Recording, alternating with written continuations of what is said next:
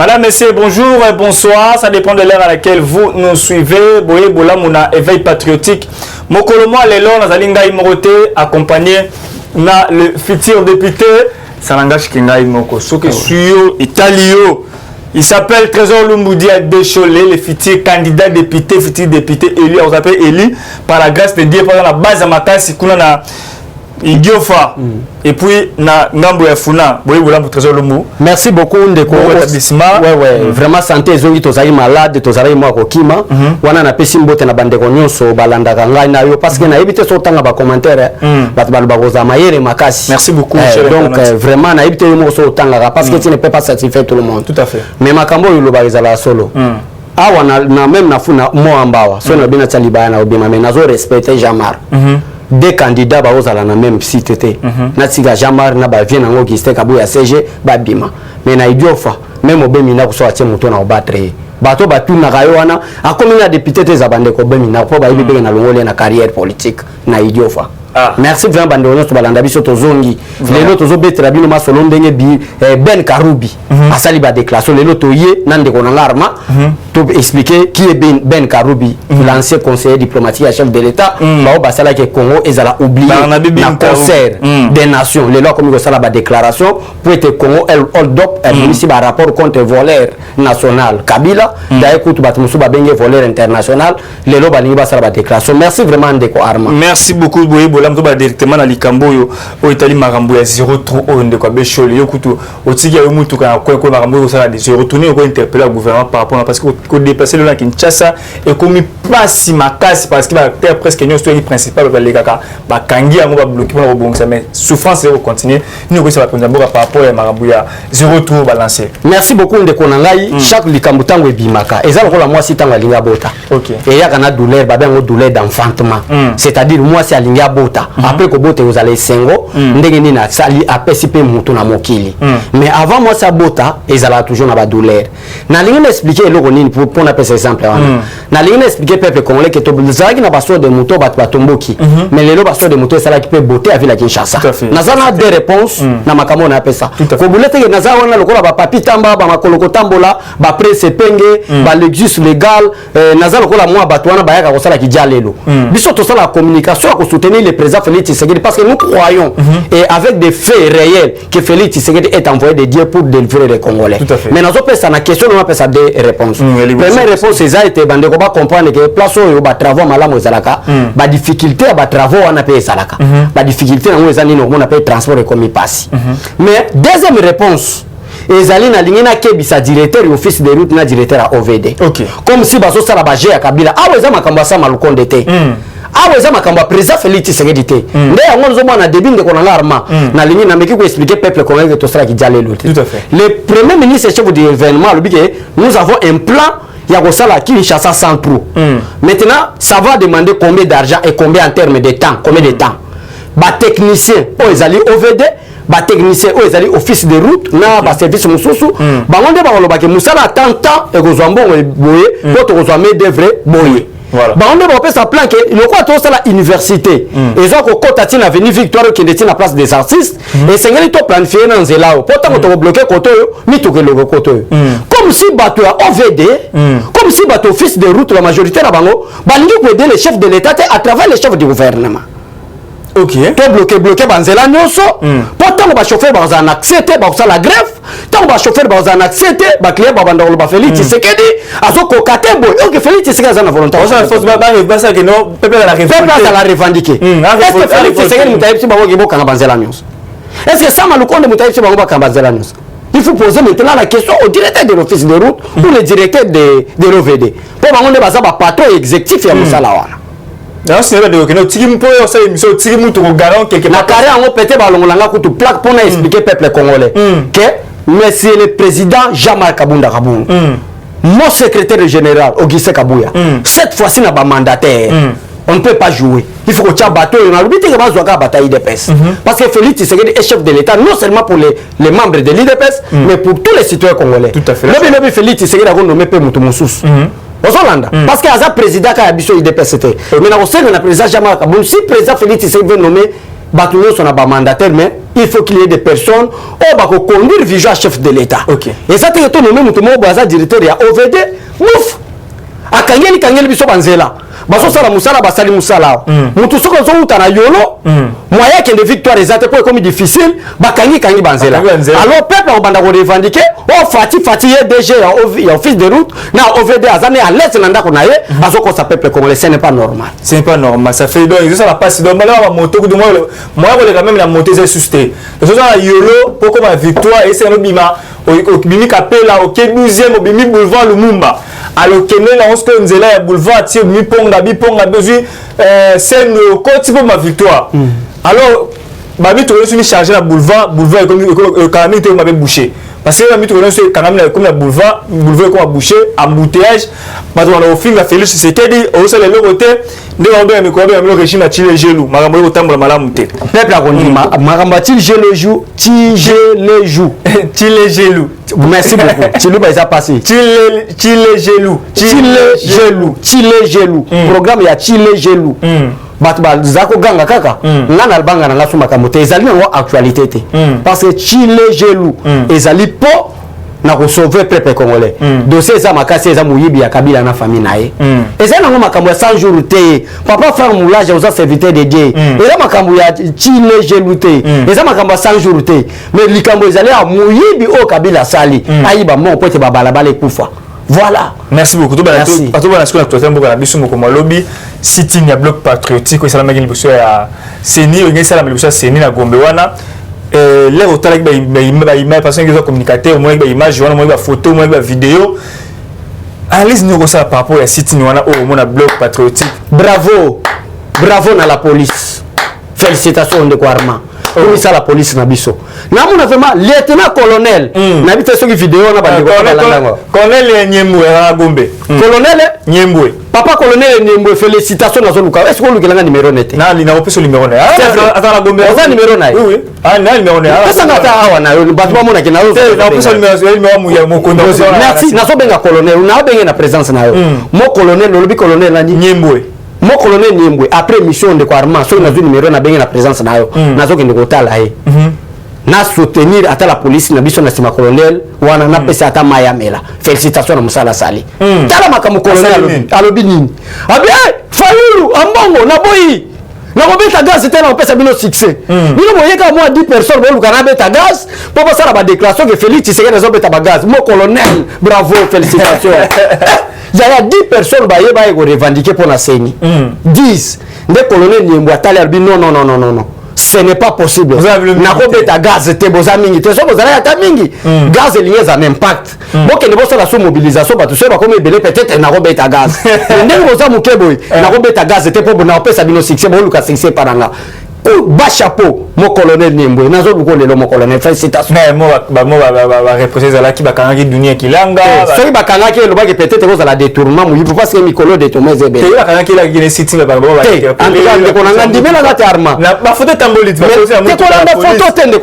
Est-ce que tu le dois zawana? Soit azalaki na makamba babe alinga tumbaseni. Yo ebite ke Kabila na ba fridolé ambongo na ba donation chole. Bazoluka moye ba tumbaseni. Baluka moye ba sala coup d'état. Yo informer na ngote. Mais yango na pété ba kangaki ba moneke na ba grenade. Malgré ba grenade wana yango ba bimisa yende konanga. C'est un petit problème. Azonga de nanda ko. Azonga voilà zomona keza arrestation te. Asale malaise pe moi malaise te. Problème faut informer bato bala préparer coup d'état. Batumba milinga baluka ta station moko boye, batumba milinga bima ba bike ezo yinda na Kinshasa ba investisseur ba yate pour communauté internationale ba keto kende dialogue. Nde yango zomona colonel Niembwe pas comprendre ba jewana. Abibiri ba miyibo ba basa 30 millions. Bino ba miyibi Kabila finance Kabino. Est-ce qu'on a qui dossier de konanga Armand dossier à 15 millions de dollars. Déclaration Martin Fayulu les Guinéens que la justice soit faite. Mais awa ba yibi 15 millions de dollars multipliés par 1000. Mais Martin Fayulu a la déclaration parce que mongo o Martin Fayulu a la point de presse et Zambo Kabila yiba na mboka apesagaye. Moi ça la point de presse ça. Donc peuple congolais et vos apaisements les lois na ipsa bandeko balanda biso partout dans le monde. Bandeko ba sepela biso boza la calme et vos apaisements makambo aussi là non. Voilà, abeshole makambo ko leka na mboka na biso oyo. Makambo ndi sonde kwa. Oyo mo ba sitting ba déclaration bloc patriotique. Moi to ya ko la libane mboka que non mboka ya l'instabilité makasi. Est-ce que eba gilet jaune ya France bazako bima na balabala biso ko toto zako mona ke France eza na instabilité ande ko arma bat ba matiti na Capitole na Maison Blanche ba détester ba contester plutôt élection ya Joe Biden. Est-ce que biso ko to na Afrique to ba ki ke mboka eza na instabilité ko landa bato na ce sont des aventuriers des bandits en politique. Vous comprenez? Batona baba bandi mais na politique. Donc ça ezaki ba bandi ya physique boy. Mbele yo ko legate ba catholichette. Alors c'est très dangereux d'avoir un bandit en politique na chef na tête à pays le quoi Kabila. Tala kao batiki na mboka. Donc bato nous sommes un groupe patriotique wana quel que soit son rang ou leur qualité. Groupe patriotique wana ba comment nous c'est un groupe bloc wana. Bloc patriotique ce sont des bandits politiques. Une fois bazana tête ya pays, c'est mboka nous c'est comme un banditisme. Voilà, merci beaucoup. Kota Suko Likambo Italie Bernabé Binka. D'abord, tout le monde a Congo Hold Up. Congo Hold Up, so Hold Up. Congo Hold Up. Congo Hold Up. La révolution Salami, il y a 138 millions, le premier jour. Deuxième jour, 700 quelques millions. Au deuxième jour, l'euro la révolution Bongo na mboka na biso abeshole. Oko tirer ba conclusion ni to ko sa analyse ni par rapport ya ba détourner ba bongo ba yibi peuple Congo ba yiba détourner mboka na biso. Raisonnement to sala nini ya nde ya ngona place to benga bloc wana ya ba bandi. Kabila était bandit en politique, je précise bien mes mots, bandit en politique.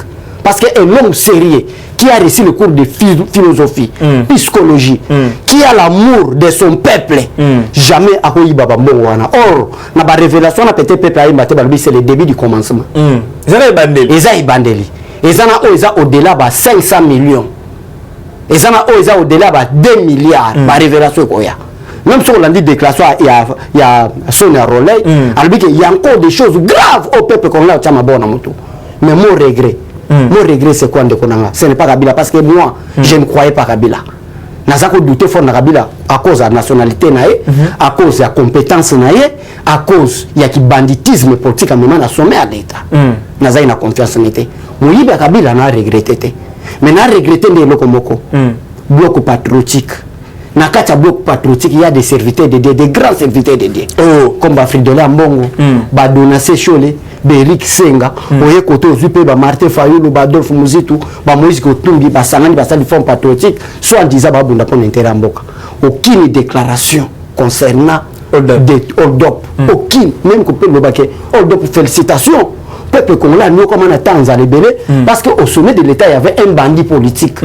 Osola ndeko nanga mais mate fa la fani ndako ndeko arma afani ndeko nani ambongo afandi ne babenga ni évêché ceux qui évêché ceux qui place nini ba place afana babenga ceux nini azuna nini ki abo franda bato mais mbonga peuple congolais au Kabila yibe ba la déclaration te mais pour na Kabila na yibe Kabila mata ki tandeko arma a osala arrêter wana na sire peuple balanda biso Kabila a arrêté Kabila ba kanga non Kabila ndeko nanga baso kanga Kabila sérieux place où bazako protéger Kabila Félix Tshisekedi a bêti diplomatie bakati basinga o simbaki Kabila bakati basinga o simbaki Rwanda yango zo mona Rwanda pour na provoquer président Félix Tshisekedi alobi ke nazo pesa 300 millions 30 millions bato na village mort moderne na est d'ailleurs rejeté par chef ils a déjà rejeté na wana ezaka par exemple na pesa peuple congolais na fongola peuple congolais mémoire donc Kabila zaki na basinga moko makasi et que ata Félix Tshisekedi alobaki que justice a livré en tant que garant de la nation na ba détournement zo sala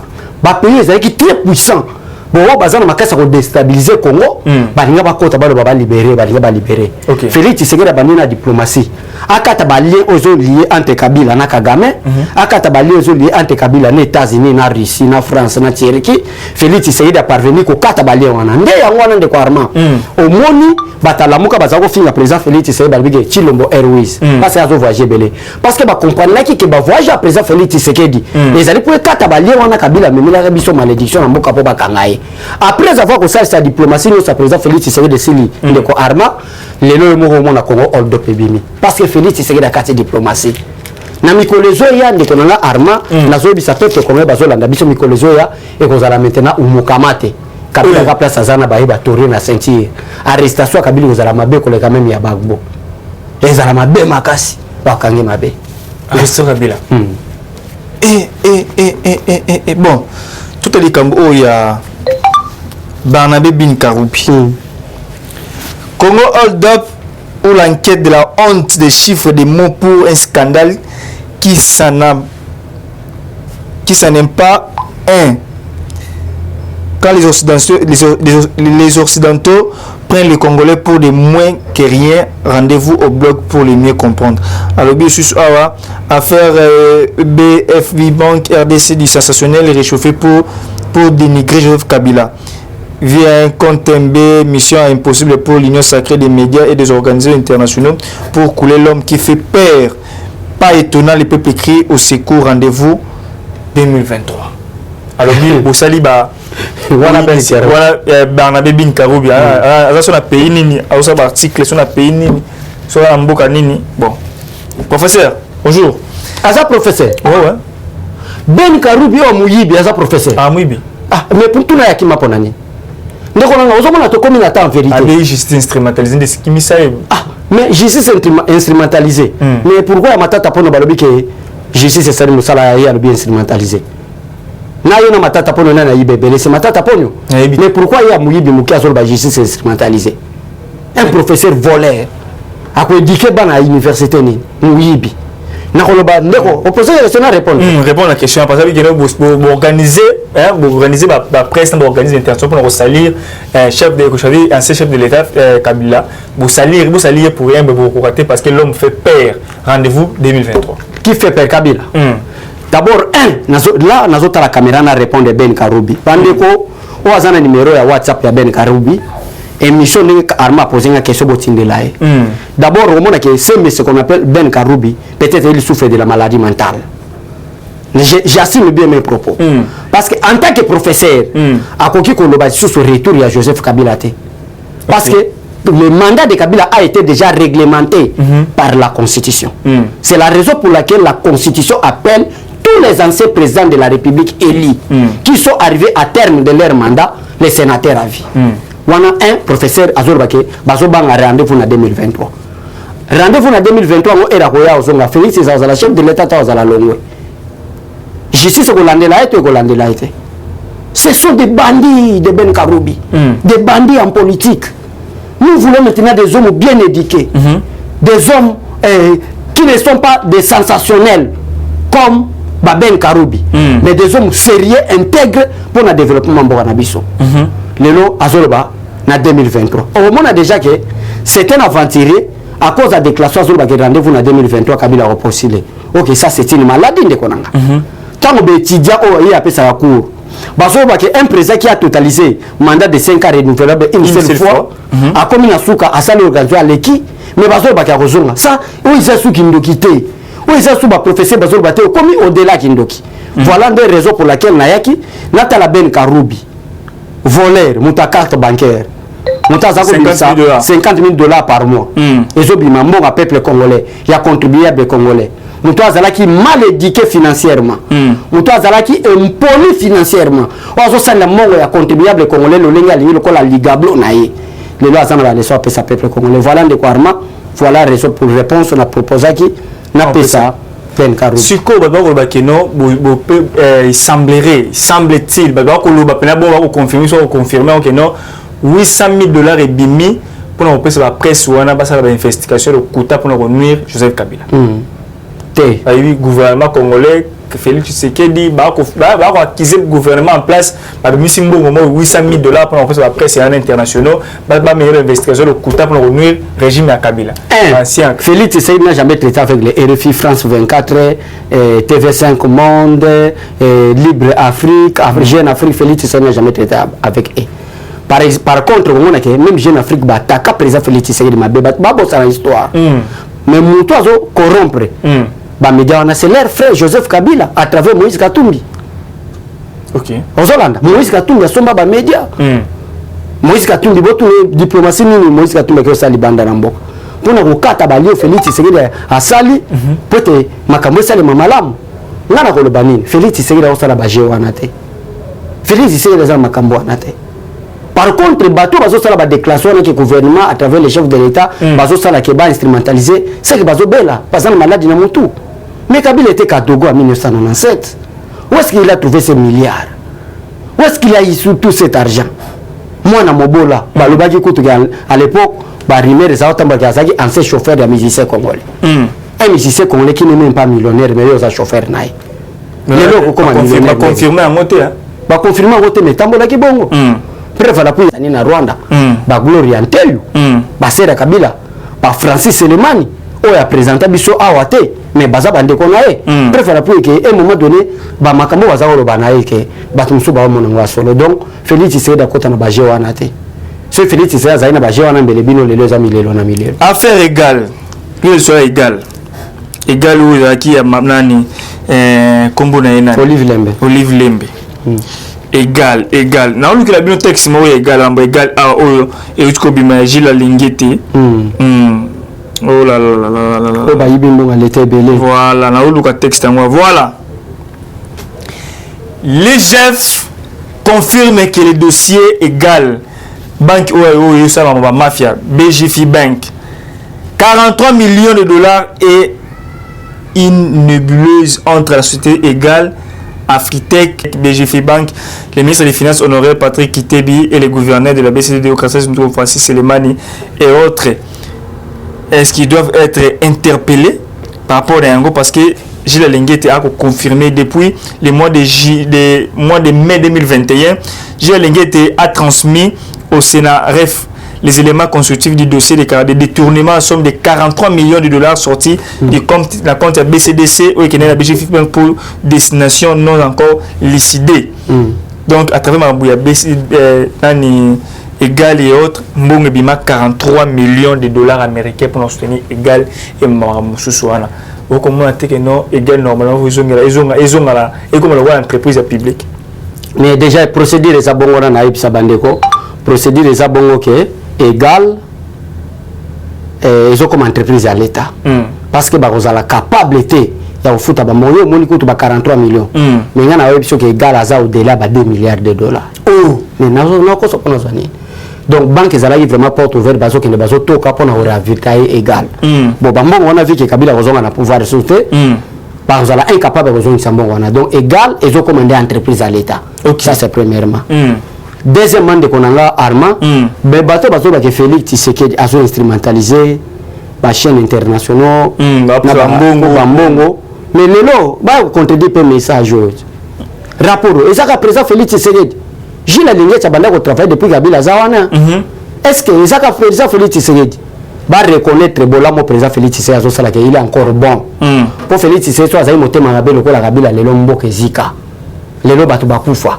bandi mama be wana ke ezana patala mutu lokola Tibala mutu akomise patron c'est Kabila Tibala locataire ya ndako ya chambre salon na Lemba ba nommé premier ministre makena nyongama pa bato mais nazo le makamba vérité bazo nommé premier ministre makena nyongama pa bato système akine ezalaka ozuma palelo lobi na tongo futa azoma palelo na butu ayo ka ordonnance bima bazo ayo ba nommé premier ministre na butu ba mema na hôtel du fleuve aftinyo wa dombote hein si le mo ba tama kwa zate mama na mapaso azo kende kuna koma na bagadu ma ba monezate mais Tibala lelo akoma premier ministre akoma na mbongo ebele eza mbongo ya l'État o bazako yiba na Kabila OK troisièmement de konanga arma il faut pas comprendre que Kabila fut l'ancien militaire un militaire ne peut pas être millionnaire mais Kabila n'est pas millionnaire Kabila est multimilliardaire est-ce que le peuple congolais va comprendre les dangers de Yawana lui que non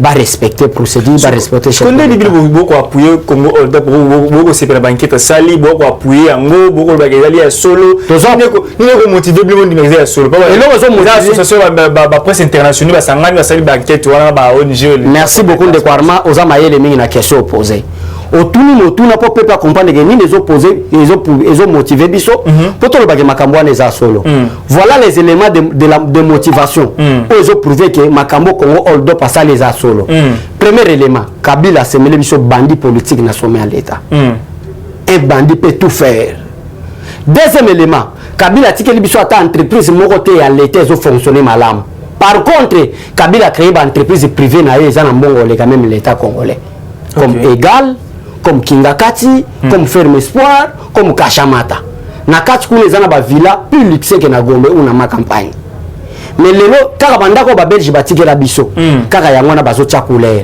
mais Kabila tongi ba immeuble deuxième élément na Congo tozana immeuble te ya kolega ba immeuble makati Kabila tonga na Tanzanie mi balé tala na kaka po Vous comprenez? Ils ont des pièces, la comptabilité, des pièces justificatives. Justificative, il y a pièce de conviction qui poussé Kabila, c'est un voleur international. Il y a appuyé Congo Hold Up. Et enfin, et là que tu n'es pas appuyé Congo Hold Up, par rapport à ça là na mokili, ils ont prouvé na ba organisme international que ils ont structure moko sérieux. Donc ils ont corrompu pour que voilà. On est poussé biso. So ils ont attaché la lignette. Ba linga ba bagé la lignette inspecteur général des finances Moutafati. Problème ils ont diabolisation mais ils ont la lignette était. Bon reconnaître que Kabila était un ancien Kadogo mais qui est devenu multimilliardaire. Azul Mongo wapi. À ça la commerce c'était à Teka Diamante. Ata ba didi ki noni bete. Ata ba to na yoka ba musicien ba beda chou na yoka ba boa kaka. Ata ba banani ba musicien batango mo banani. Beda chou Willy Moucheni na yoka ba neni ba boa kaka. Ba kombo bidé. Ata bango ba malela so ba nani ba boa malela Eric Mandala ba boa kaka to yoka kaka. Pour te regarder bango comme si bazana job moko basala ko salaire mais Kabila tika sala ta job moko bote ko salaire. Comment est-ce qu'il est devenu multimilliardaire? Botika Moyibi Kabila sera arrêté leko.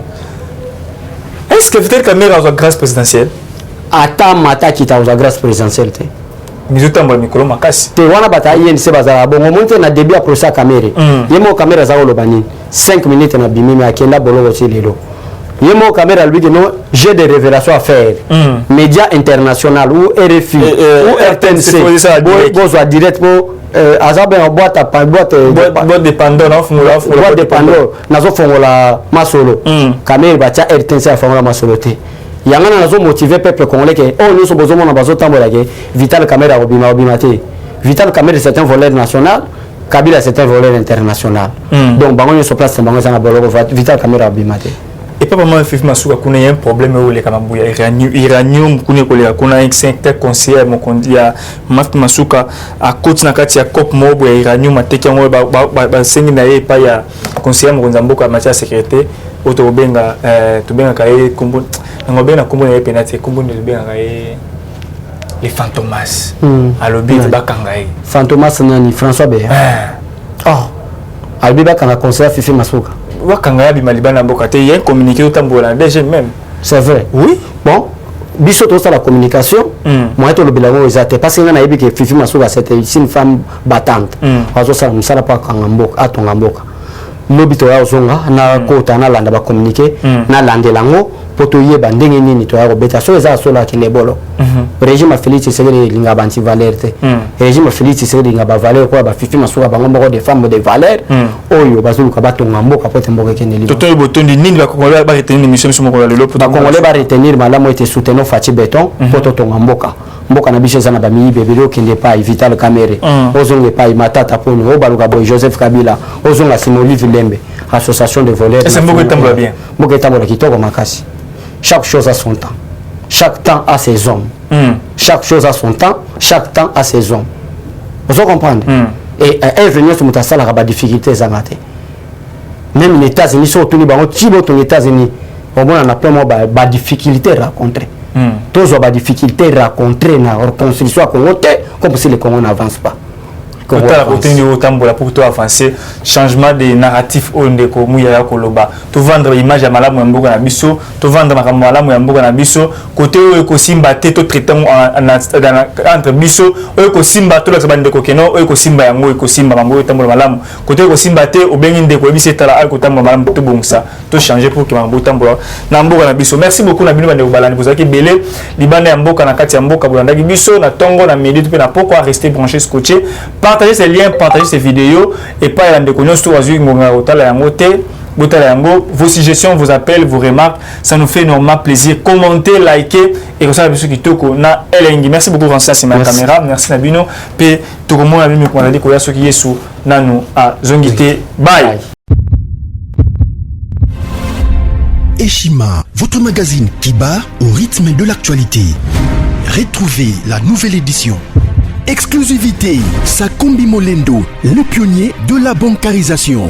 Le ministre des Affaires foncières a signé le 3 juin 2021 avec son collègue des Finances l'arrêté interministériel portant bancarisation des opérations foncières et immobilières supérieures ou égales à $10 000 américains. Une première en RDC, concrétisée par celui qui fait figure de porte-étendard de la numérisation et de la sécurisation des titres fonciers. Aimé Sakombi Molendo est de plein pied dans la matérialisation de sa politique qui suit la vision du chef de l'État, Félix Antoine Tshisekedi, celle de faire du numérique un levier d'intégration, de croissance économique et de progrès social. Nation, gouvernement des Warriors, bilan de gestion des 100 premiers jours du gouvernement Samalou Kondé. Sonas, le DG Lucien Bonieme Ekofo présente un bilan largement positif pour les grandes réalisations du premier semestre 2021.